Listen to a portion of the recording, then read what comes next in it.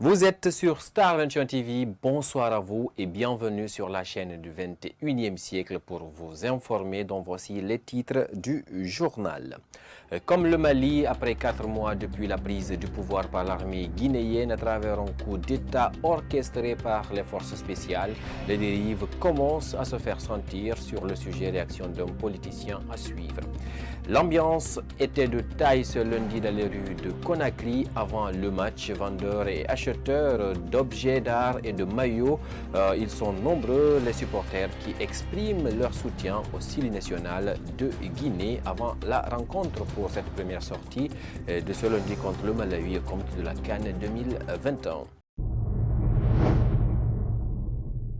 À tous, bonsoir et bienvenue. Pour commencer, après 4 mois depuis la prise du pouvoir par l'armée guinéenne à travers un coup d'État orchestré par les forces spéciales, les dérives commencent à se faire sentir. C'est le cas de la violation de la charte de la transition établie par le CNRD. Cette situation ne passe pas inaperçue aux yeux de certains acteurs politiques. C'est le cas du président du CPP qui dénonce cette situation avant de mettre en garde le gouvernement de la transition.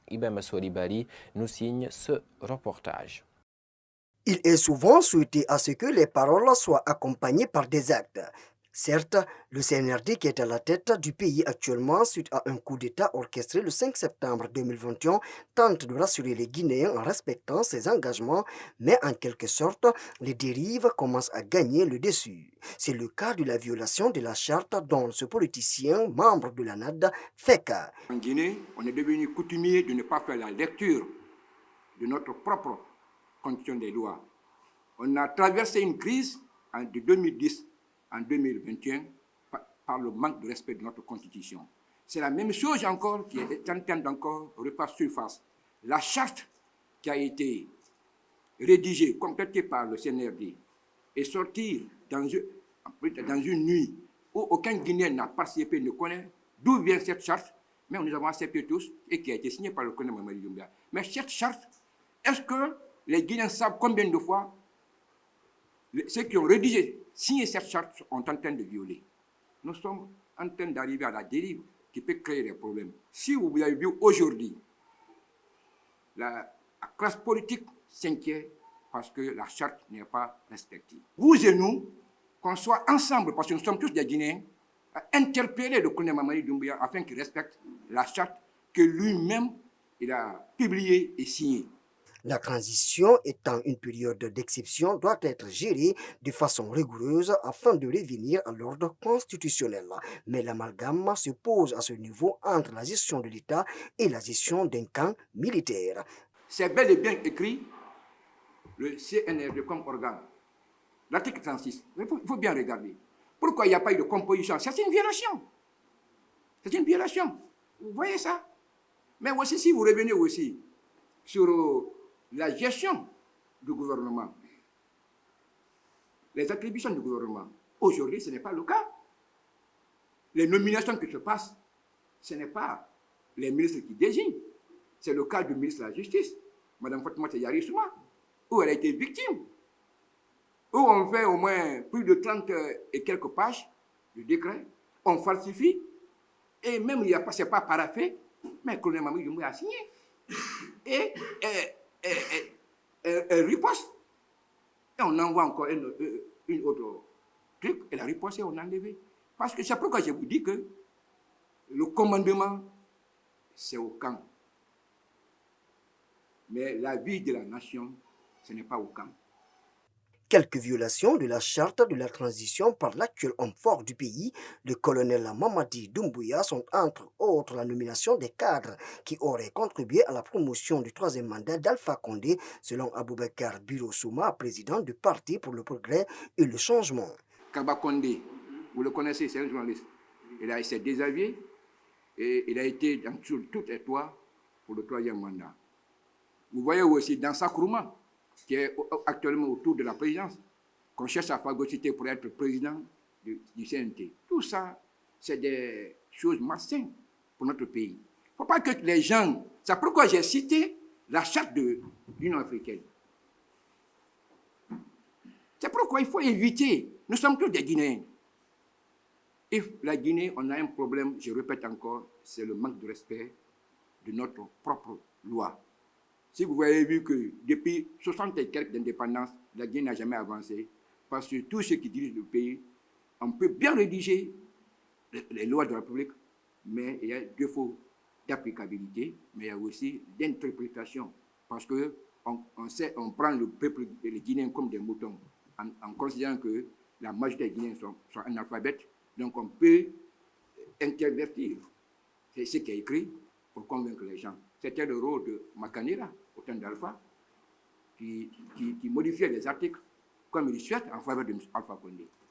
Face à ces violations qui risquent d'impacter la gestion de la transition, des mesures seraient en train d'être prises par les partis politiques afin de pouvoir freiner le CNRD. Ça serait l'une des causes de la naissance du collectif des partis politiques créé le 3 janvier 2022. La sortie de l'un des dignitaires du régime d'Alpha Condé, déchu le 5 septembre dernier, Amadou Damaro Camara, suscite des réactions au sein de la scène politique guinéenne. Il s'agit de sa déclaration pour dire que le RPG ne fera pas équipe avec en aucun cas un parti politique. Une réaction qui fait allusion à la réaction du collectif des partis politiques CPP. Le président du Parti pour le progrès et le changement estime que c'est de la mauvaise foi de la part de l'ancien président de l'Assemblée nationale. On l'écoute au micro de Ibrahim Souri Bari.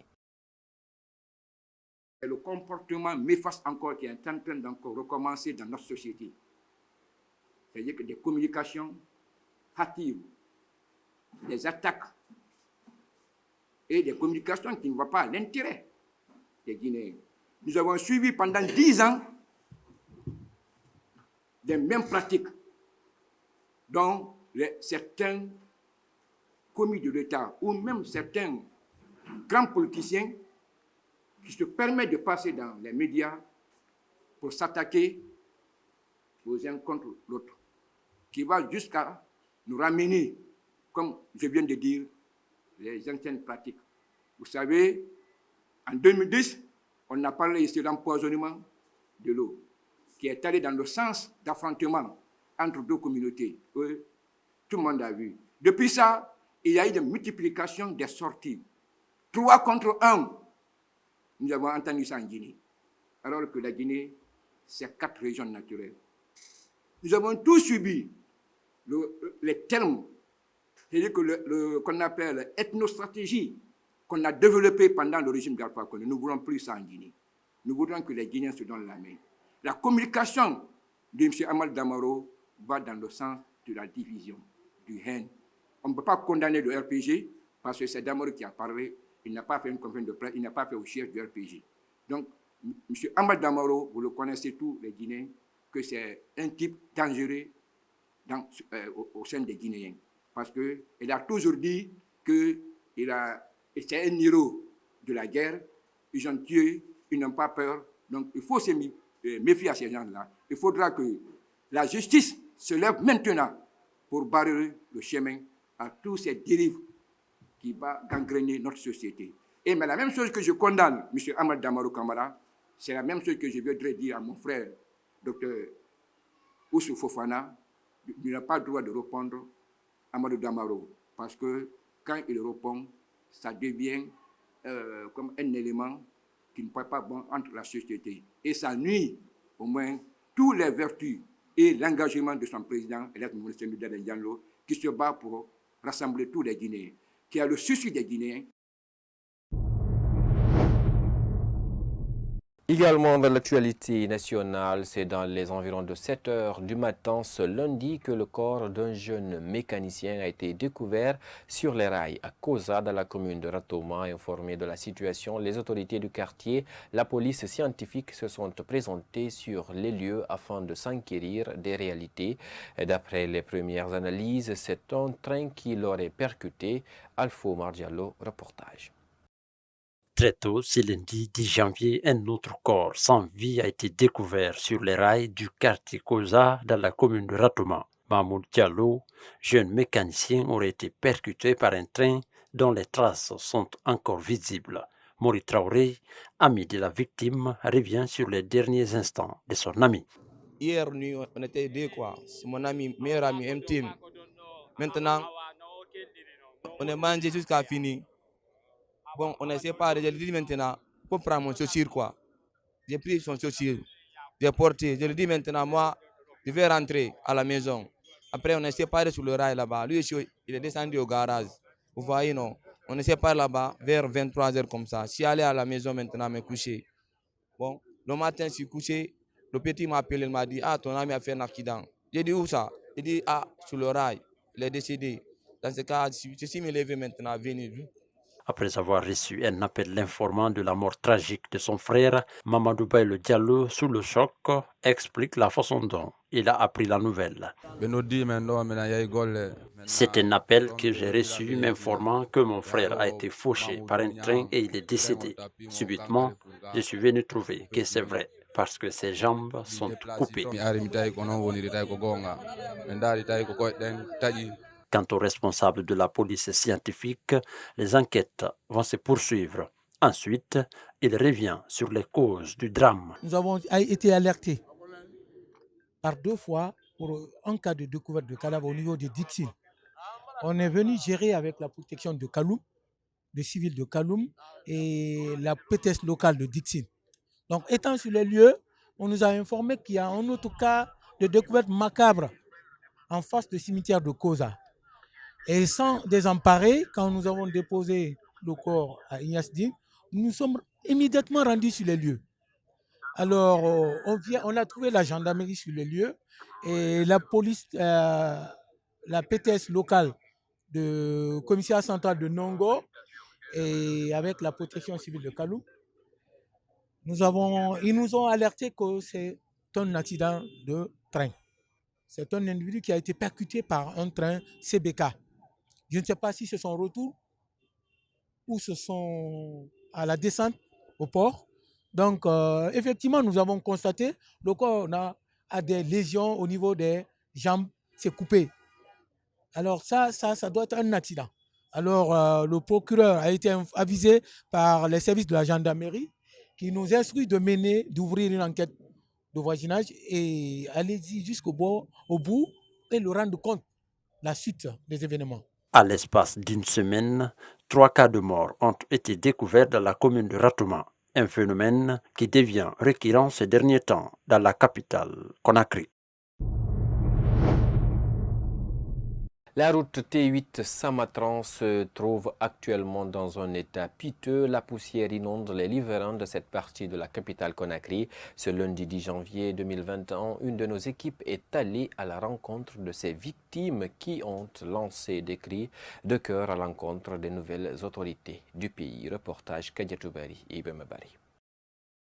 Sur cette route T8 Samatran, la poussière est en cohabitation avec les riverains. Une réalité qui a des conséquences néfastes pour la santé des habitants de ce quartier. La population souffre vraiment de la poussière qui se dégage parce que, soi-disant, c'était Guicopresse qui travaillait.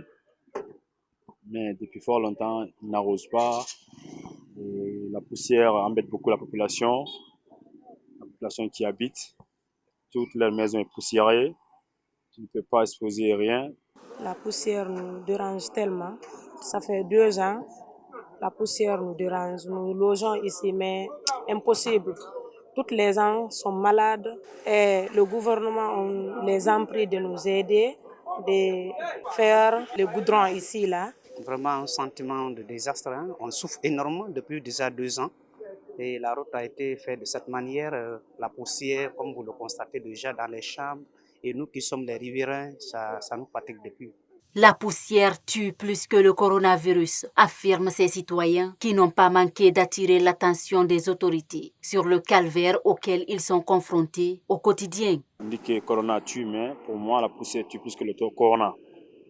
Ça infecte, ça dégage des maladies qu'on ne sait même pas d'où ça vient aujourd'hui dans nos voisinages.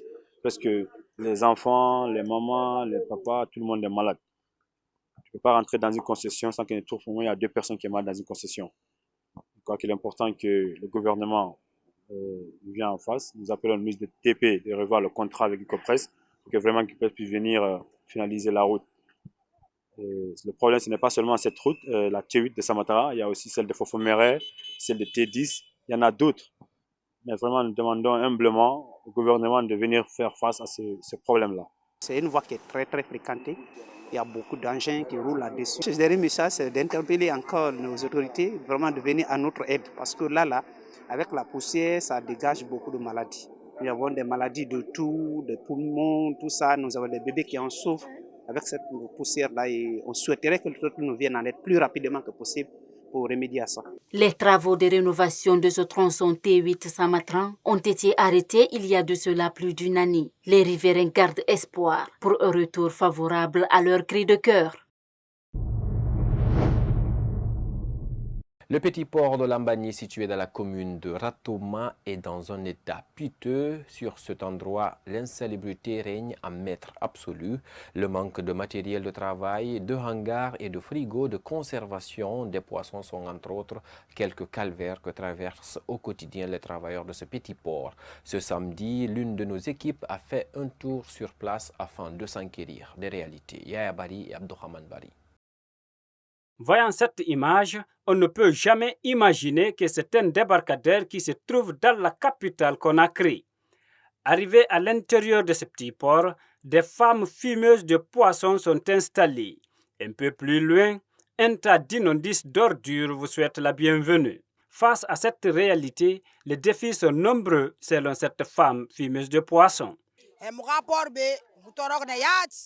Nous souffrons beaucoup ici. Nous n'avons pas de filets de pêche, de moteur pour nos petits bateaux. Nous avons assez de problèmes. Ce que nous demandons aux autorités, c'est de nous aider afin de donner une nouvelle image à notre port. Nous souffrons beaucoup. De nos jours, la plupart des débarcadères de Conakry sont dans une insalubrité totale. Pour le cas du port de Lambaye, en plus de cette réalité, c'est les canaux d'évacuation qui emportent les ordures, comme le témoigne le commandant adjoint de ce port. Quand vous regardez ici, vous voyez la canalisation là. Il y a une autre grande canalisation de l'autre côté. Vous voyez après le restaurant Sabadoula, il y a une grande canalisation. Toutes les eaux, les ordures que les gens jettent venant d'ailleurs des autres quartiers se déversent vers la mer ici. C'est pourquoi vous constatez cette saleté. Ce ne sont pas les habitants d'ici qui seulement y mettent. Dans ce port, plus de 200 personnes y travaillent avec 100 pirogues disponibles. Cependant, le problème de matériel de rechange leur empêche de travailler.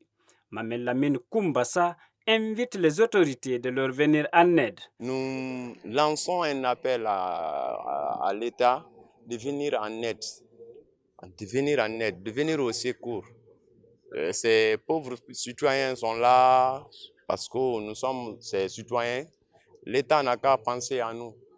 Seulement, c'est cet appel-là que nous pouvons lancer. Ils n'ont qu'à penser à nous. Nous évoluons dans un secteur important.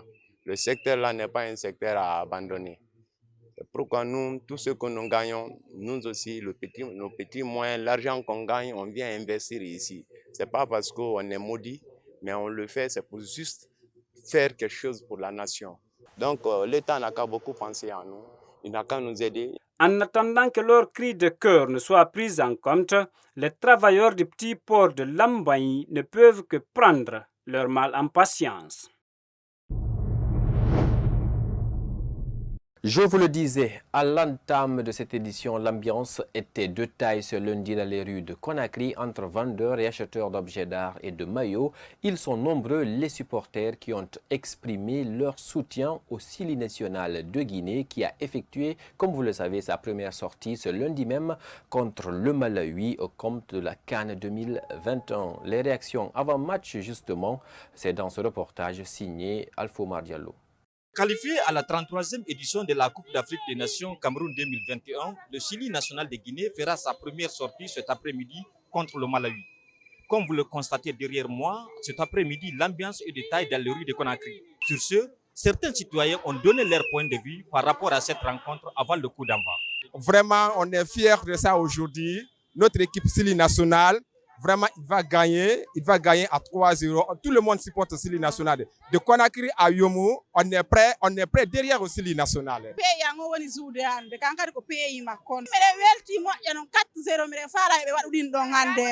Wala dumani ya ban fabarale yandi mo fabarale be ni janko fabarale la anna balontian na alma isenna fulena ay ba lo bi kay ko ra fo queen ay do ko no bi lolu bi ay do ay la kay te kati anye ay te kana kopu dambara en tant que Sili bene mo fa supporter mo tando mo na Sili nan tambe ala mula Sili na mara mo tando Sili aminde Sili nara parce que je suis fier d'être guinéen. Je suis 100% guinéen. Que Dieu nous aide de gagner aujourd'hui. C'est un peuple qui aime le football, mais très malheureusement, nos jeunes n'ont pas donné de l'engouement à cette population. Et je suis sûr et certain, à partir d'aujourd'hui, l'engouement sera là dans tous les quartiers et dans toutes les villes de la Guinée. Je suis convaincu que cette année ne sera pas comme les autres années, puisque la façon que l'équipe a bougé dans le pays, vraiment, Dieu merci, on peut avoir l'espoir, tout à fait. L'équipe du Sili, on ne peut rien. C'est notre pays, c'est notre patrie, notre sang. L'équipe là, ça doit faire quelque chose. Et je sens très bien que l'équipe là peut faire quelque chose cette année. Ils vont faire une grande surprise si Dieu le veut. C'est sur ces réactions des supporters du Sili national qu'on se quitte au compte de cette grande édition d'information sur la chaîne du 21e siècle à tous. Merci de nous avoir suivis. Excellente suite des programmes sur Star 21.